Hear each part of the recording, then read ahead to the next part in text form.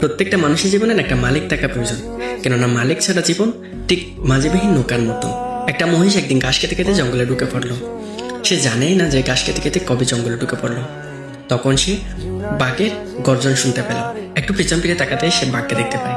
বাঘ দেখে সে নিজেকে বাঁচানোর জন্য দৌড়াতে শুরু করে। বাঘও তাকে খাওয়ার জন্য দৌড়াতে শুরু করলো।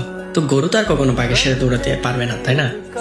তো গরু সামনে এগোতে একটা পুষ্কুনির মধ্যে কোনো কিছু না ভেবে ফা দিয়ে ফেললো। গরু ঠিক যেন ওই কাদামাটির মধ্যে ঢুকে পড়লো। তো বাঘও দৌড়ে এসে কিছু না ভেবে ওই কাদামাটির মধ্যে চাপ দিয়ে দিল।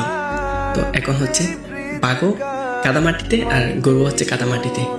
কেউ আর সামনে এগোতে পারতেছে না, মানে উঠতেও পারতেছে না, মানে নাড়াচাড়াও করতে পারতেছে না, বুঝছেন? তো সামনে হচ্ছে কিছুটা জায়গা রেখে, মানে এই তো ধরেন 2-3 ফুট এরকম জায়গা আছে আর কি। তো দুজন মানে হচ্ছে কাদার মধ্যে। তো গরুটা হচ্ছে বাঘের দিকে তাকিয়ে তাকিয়ে মুসকে মুসকে হাসতেছে।